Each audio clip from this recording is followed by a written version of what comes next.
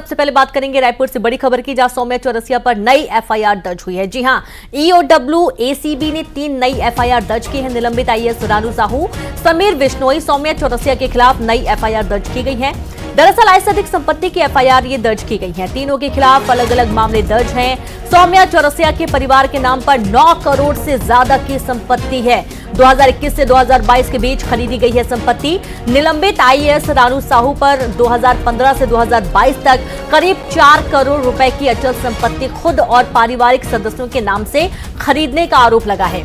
निलंबित आईएएस समीर बिश्नोई पर 2010 से 2022 तक 5 करोड़ रुपए की कई अचल संपत्ति खरीदने का भी आरोप लगा है। और इस तरीके से तीनों के खिलाफ नई एफआईआर दर्ज की गई है। आय से अधिक संपत्ति के चलते ये एफआईआर तीनों के खिलाफ दर्ज की गई है। ईओडब्ल्यू और एसीबी की टीम ने एफआईआर दर्ज करवाई है और संवाददाता युगल तिवारी जुड़ गए। युगल, आय से अधिक संपत्ति के मामले में तीनों के खिलाफ नई एफआईआर दर्ज की गई है। जी बिल्कुल, देखिए कोलिस के मामले में अभी जेल में तीनों आरोपी बंद हैं और उस पर अलग से एसीबी की जो टीम है, ईओडब्ल्यू की टीम, उसने शिकंजा और कसा है। तीनों अधिकारी है, सौम्या चौरसिया है निलंबित अधिकारी, उसमें 9 करोड़ 20 लाख रुपए की जो 29 अलग अलग संपत्तियों का खुलासा हुआ है।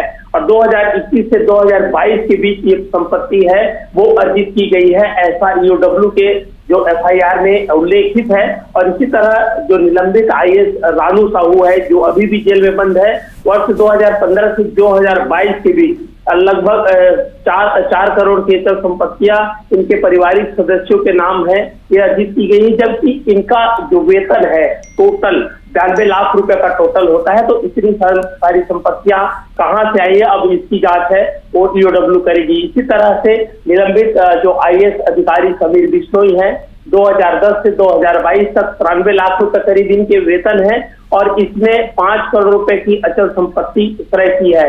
मतलब 500 गुना अधिक इनकी संपत्ति अभी फिलहाल प्राथमिकी जांच में वो पाई गई है।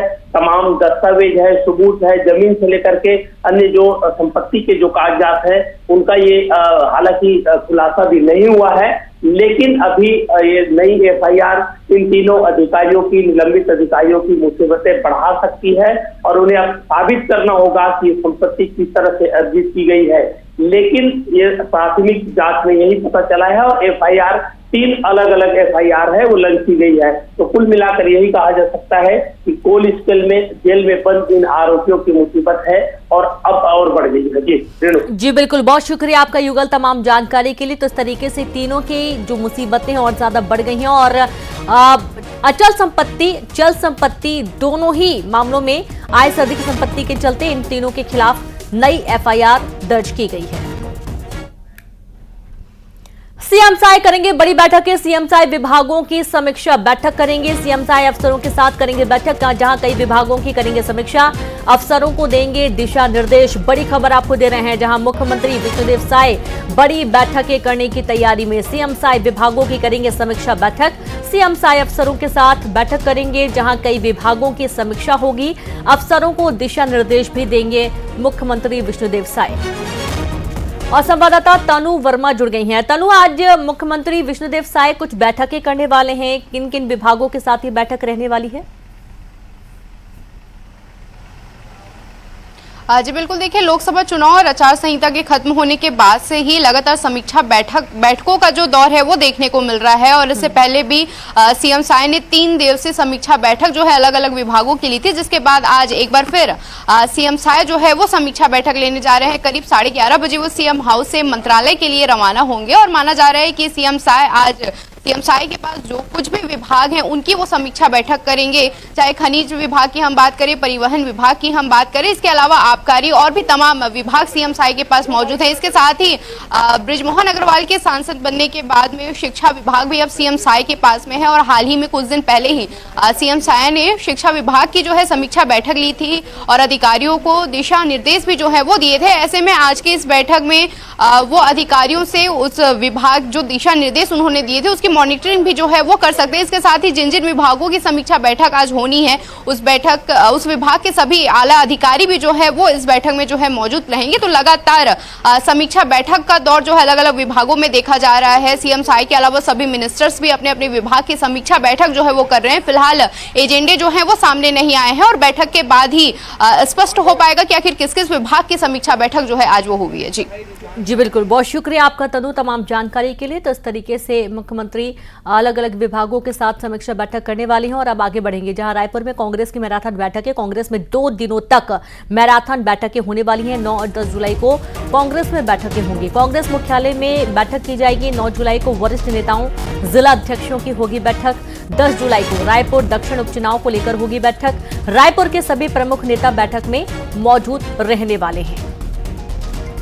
तो खबर रायपुर से है, जहां रायपुर में कांग्रेस की मैराथन बैठकें होने वाली हैं। कांग्रेस में 2 दिनों तक होंगी मैराथन बैठकें। 9 और 10 जुलाई को कांग्रेस में बैठकें होने वाली हैं। कांग्रेस मुख्यालय में बैठक की जाएगी, जहां 9 जुलाई को वरिष्ठ नेताओं जिला अध्यक्षों की बैठक होगी। 10 जुलाई को रायपुर दक्षिण उपचुनाव को लेकर बैठक होनी है। रायपुर के सभी प्रमुख नेता बैठक में मौजूद रहने वाले हैं।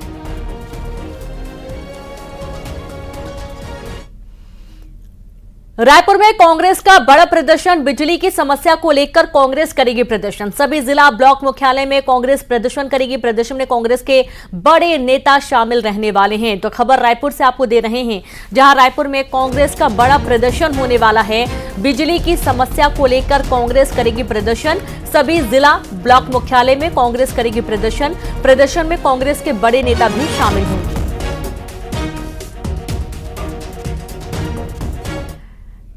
छत्तीसगढ़ में जल्द मंत्रिमंडल का विस्तार होगा। रायपुर के जगन्नाथ मंदिर में आयोजित रथ यात्रा के कार्यक्रम में सीएम विष्णुदेव साय और पूर्व सीएम भूपेश बघेल शामिल हुए। इस दौरान भूपेश बघेल ने मुख्यमंत्री से मंत्रिमंडल विस्तार को लेकर पूछा और कहा कि कम से कम संसदीय कार्य मंत्री ही बना दीजिए। इस पर सीएम ने विधानसभा सत्र से पहले विस्तार से बात कही। भूपेश बघेल का कहना था कि अनौपचारिक बातचीत में मुख्यमंत्री ने ये बात कही है। बाद में सीएम ने भी साफ किया कि जल्द मंत्रिमंडल का विस्तार होगा। वहीं उनका कहना था कि मानसून सत्र की तैयारी पूरी कर ली गई है। छत्तीसगढ़ में 2 मंत्रियों के पद खाली हैं और ऐसे में कौन मंत्री बनेगा, इसे लेकर कयास लग रहे हैं।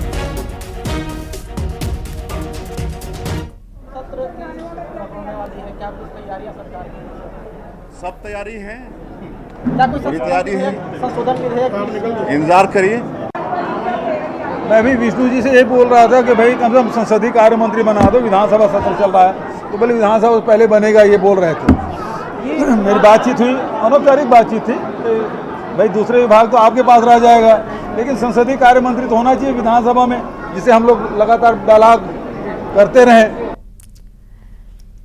और अब बात करेंगे डायरिया की। बिलासपुर में डायरिया का प्रकोप लगातार जारी है। रतनपुर के वार्ड नंबर 3 में फैला है डायरिया, जहां 50 से ज्यादा लोग बीमार हैं। 17 मरीज अस्पताल में भर्ती किए गए हैं। 3 की हालत काफी गंभीर है, सिम्स में रेफर किया गया। गंदा पानी पीने की वजह से लोग बीमार हुए हैं। डायरिया फैलने से स्वास्थ्य विभाग में भी हड़कंप मचा हुआ है। खबर बिलासपुर से आपको दे रहे हैं, जहां डायरिया का प्रकोप लगातार जारी है। रतनपुर के वार्ड नंबर 3 में डायरिया फैला हुआ है। 50 से ज्यादा लोग बीमार बताए गए हैं।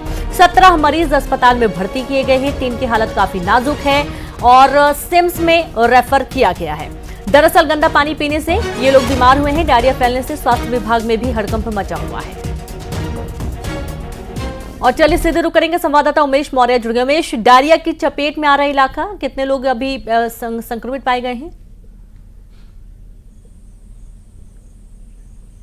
देखिए, बिलासपुर के रतनपुर में जो है डायरिया का प्रकोप देखा जा रहा है। गंदा पानी जो है लोगों के घरों तक सप्लाई हो रहा है, जिसकी वजह से लोग दूषित पानी पीने के बाद बीमार पड़ रहे हैं, जिसमें 50 लोगों के सामने आ चुके हैं जिसमें बीमार पड़े हैं। इसमें से 17 लोगों को सामुदायिक स्वास्थ्य केंद्र में इलाज के लिए एडमिट कराया गया है। वहीं 3 लोग जो गंभीर हैं उन्हें सिम्स रेफर किया गया है। इसके साथ ही स्वास्थ्य विभाग वहां पर कैंप लगाने के लिए निर्देश जारी किया है। सर्वे किया जा रहा है, घरों घर सर्वे करके उनको दवाई का वितरण किया जा रहा है। रहे हैं, लेकिन ये देखा जा रहा है कि बिलासपुर में लगातार इस तरह के मामले सामने आ रहे हैं। इससे पहले भी तखतपुर विधानसभा क्षेत्र के सकरी में जो है अटल आवास में, वहां लगभग 70 से अधिक जो है लोग डायरिया के जद में आए थे।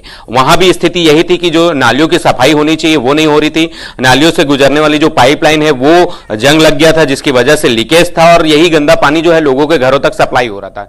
क्योंकि हर साल नगर निगम या जिला प्रशासन ये दावा करता है कि बेहतर पानी की व्यवस्था की जाती है, बारिश से पूर्व जल जनित बीमारियों के लिए जो तमाम इंतजाम किए जाते हैं वो किए जाते हैं, लेकिन स्थितियां जब उनकी फेल होती हुई नजर आती हैं, जब इस तरह के लोग जब बड़ी संख्या में बीमार होते हैं, मरीज जो है अस्पताल में एडमिट होते हैं, तब ये सारे दावे पोल खोल के रख देते हैं। फिलहाल स्वास्थ्य विभाग मौके पर पहुंचा हुआ है, वहां पर साफ सफाई का अभियान शुरू कर दिया गया है। नालियों से होकर जो गुजरी पाइपलाइन है उसको सुधारने का काम जो है वो किया जा रहा है, लेकिन कहीं ना कहीं एक बड़ा सवाल यही है कि आखिर बारिश से पूर्व जल जनित बीमारियों के लिए लाखों रुपए खर्च किए जाते हैं, तमाम व्यवस्थाएं की जाती है, उसके बावजूद भी इस तरह की स्थिति क्यों निर्मित होती है, इस पर लगातार सवाल खड़े हो रहे हैं।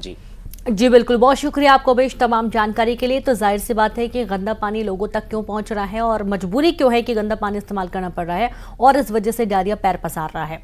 छत्तीसगढ़ के 18 जिलों में येलो अलर्ट जारी किया गया। मौसम विभाग ने जारी किया अलर्ट, जहां रायपुर, दुर्ग, गरियाबंद, रायगढ़ सहित कई जिलों में छाए हुए बादल और अब तक सामान्य से 22% कम पानी बरसा है। इस महीने हो सकती है भरपाई। बड़ी खबर है, छत्तीसगढ़ के 18 जिलों में येलो अलर्ट जारी किया गया है। मौसम विभाग ने जारी किया अलर्ट, रायपुर, दुर्ग, गरियाबंद, रायगढ़ सहित कई जिलों में छाए हुए हैं बादल और अब तक सामान्य से 22% कम पानी बरसा है। इस महीने भरपाई हो सकती है।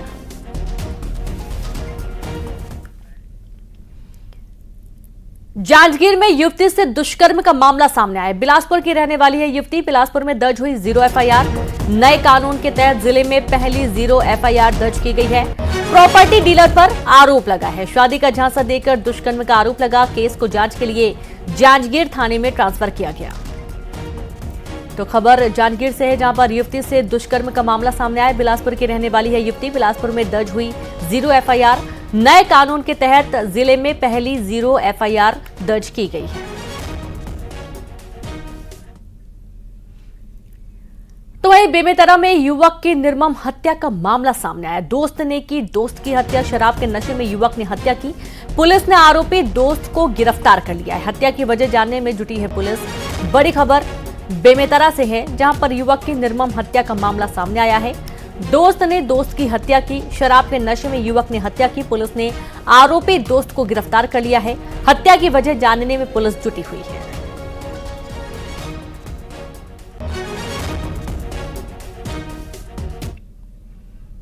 वहीं रायपुर में ट्रक ड्राइवर पर हमला किया गया। 3 युवकों ने ट्रक ड्राइवर पर किया हमला। भनपुरी सिग्नल के पास यह हमला किया गया है। ट्रक में चढ़कर युवकों ने हमला किया। हमले के बाद ट्रक ड्राइवरों ने हंगामा मचा दिया।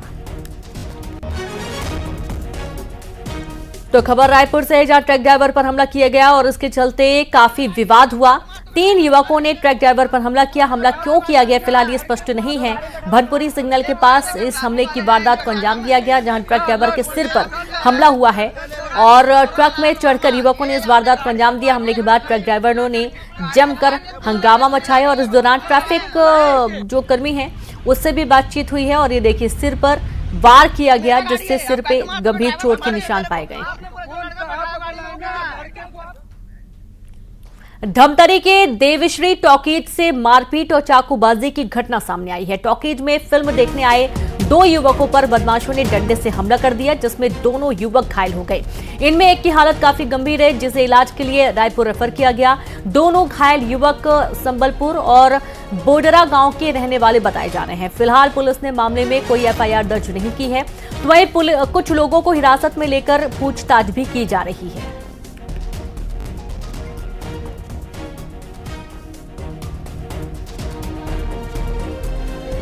तो धमतरी की ये तस्वीरें आप देखिए, एक्सक्लूसिव तस्वीरें आपको दिखा रहे हैं, जहां देवश्री टॉकीज में मारपीट का मामला सामने आया है। 2 युवकों पर हमला किया गया, बदमाशों ने हमला किया है और ये हमला क्यों किया गया है, क्या कुछ कारण थे और दोनों युवक गंभीर रूप से घायल हो गए। एक युवक की हालत तो काफी गंभीर बताई जा रही है।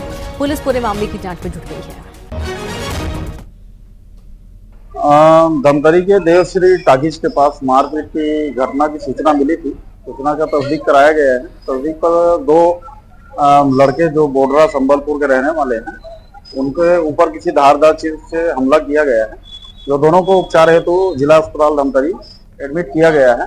अभी तक पीड़ित पक्ष के द्वारा FIR दर्ज नहीं करवाया गया है और घटना में जो CCTV फुटेज के आधार पर और वीडियो के आधार पर जो संदेही है उससे पूछताछ की जा रही है। और दुर्ग में बेजुबान के साथ फिर से क्रूरता की तस्वीरें सामने आई हैं। आरोपी ने बेजुबान कुत्ते को पीट कर मार डाला और कुत्ते के शव को फंदे पर लटका दिया। दुर्ग जिले के निकुम गांव की घटना बताई गई है। घटना को लेकर पशु प्रेमियों में गुस्सा है। दोषियों पर कड़ी कार्रवाई की मांग की जा रही है।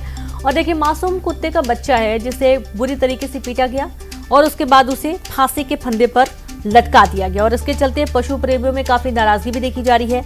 मामले की जांच की बात करी जा रही है और दोषियों के खिलाफ सख्त एक्शन लिए जाने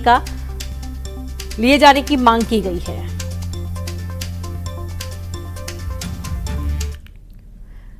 जांजगीर चांपा में 4 डीजल चोर गिरफ्तार कर लिए गए। चोरी के 600 लीटर डीजल बरामद हुआ है। पिकअप वाहन को भी जब्त कर लिया गया। थाना सारा गांव क्षेत्र का ये पूरा मामला बताया गया है। बड़ी खबर आपको दे रहे हैं जांजगीर चांपा से, जहां पर 4 डीजल चोर गिरफ्तार कर लिए गए और चोरी के 600 लीटर डीजल बरामद भी किया गया है।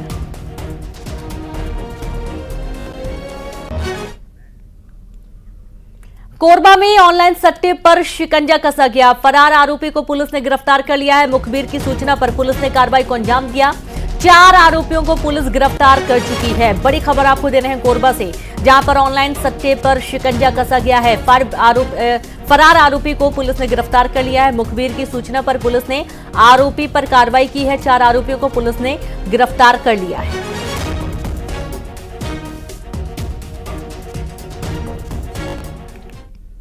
और कांकेर का रावस गांव सद्भावना की मिसाल पेश कर रहा है।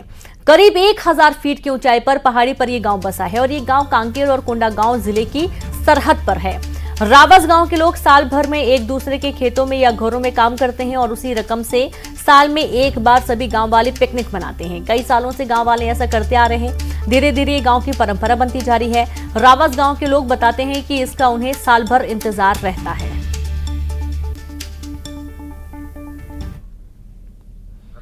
गांव वाले के पूरा सहयोग से प्रत्येक यहाँ जैसे मजदूरी करते हैं, मजदूरी एक सहयोग की भावना से आज इसके यहाँ कल उसके यहाँ जो उसमें जो पारा से जो हैं तो जैसे 1000-1500 ऐसे कुछ रुपए लेते हैं। उसमें जो इकट्ठा साल भर इकट्ठा करने के बाद जो पैसा इकट्ठा होने के बाद उसको हम लोग ना बर्तन कुछ खरीदने के बाद जो बचा कुचा पैसा है उसको एक मुश्त पूरा परिवार से बैठकर हम लोग पिकनिक टाइप का पार्टी मनाते हैं। आज हम पहाड़ी में बसे रावस गांव में पहुंचे हैं, जहां ये तमाम महिलाएं आप देख सकते हैं ये पिकनिक मनाने के लिए बैठी हुई हैं। और ये पिकनिक ऐसा वैसा पिकनिक नहीं है, ये गांव की भाईचारे को बढ़ाने वाला पिकनिक है। जी हाँ, साल भर ये ग्रामीण एक दूसरे की मदद करते हैं, क्योंकि यहाँ पर जो हम जिस तरीके से रोजी में रख कर नौकर लगाते हैं, वैसे यहाँ पर ग्रामीण एक दूसरे की मदद करने वाले कार्य जो है साल भर करते हैं और उससे मिलने वाला जो राशि है उसमें से कुछ भाग निकाल कर इस तरीके से पूरे गांव के ग्रामीण जो है अपना पिकनिक मनाते हैं। और देख सकते हैं पूरे ग्रामीण जो है यहाँ पर मौजूद हैं, एक दूसरे की मदद का ये जो पिकनिक मनाया जा रहा है।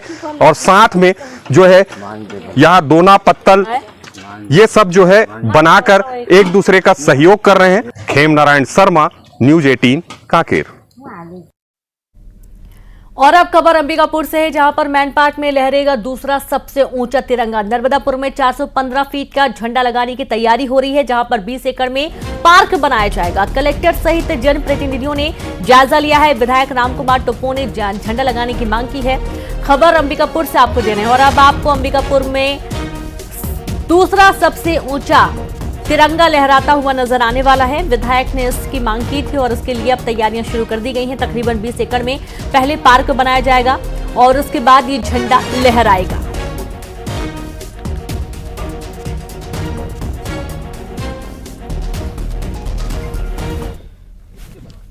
देवसाय जी मुख्यमंत्री छत्तीसगढ़ से एक पार्क और देश का दूसरा सर्वाधिक ऊंचा तिरंगा झंडे की मांग किया था, जिसकी स्वीकृति आ गई है।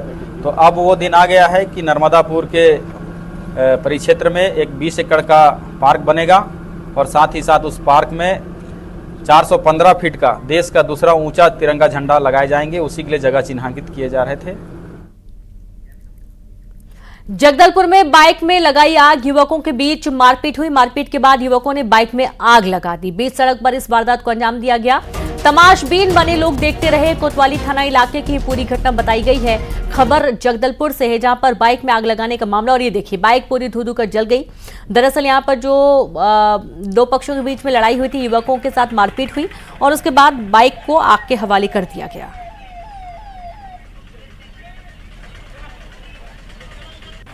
तो तस्वीरें देखकर आप सहज ही अंदाजा लगा सकते हैं कि किस तरीके से मारपीट के दौरान बाइक को बलि का बकरा बना दिया गया और बाइक में आग लगा दी गई। पूरी बाइक जलकर खाक हो गई।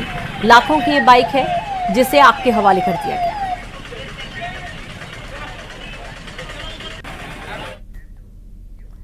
जगदलपुर में बाइक में आग लगाने का मामला सामने आया था और अब आगे बढ़ेंगे, जहां जगदलपुर में संजय बाजार में 3 युवकों का आतंक देखने को मिला है। रॉड और डंडे से युवक की जमकर पिटाई की गई है। मारपीट का वीडियो सामने आया। मारपीट करने वाला एक युवक जिला बदर कर दिया गया है।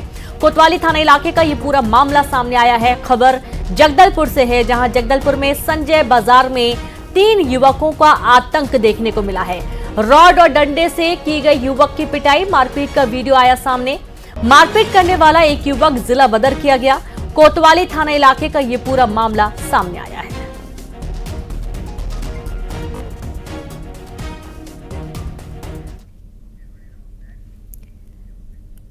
गरियाबंद में दंतैल हाथी की दहशत फैली हुई है। फिंगेश्वर के गनियारी के आसपास दहशत का माहौल है। 12 से ज्यादा गांवों में वन विभाग ने अलर्ट जारी कर दिया। हाथी की वन विभाग निगरानी कर रहा है। हाथी ने कई लोगों की जान ली है और कई घरों को भी निशाना बनाया। किसानों की फसलों को रौंद दिया। और आपको पहले भी हमने तस्वीरें दिखाई जब हाथियों के आतंक से ग्रामीण किस तरीके से पलायन करने के लिए भी मजबूर हुए हैं।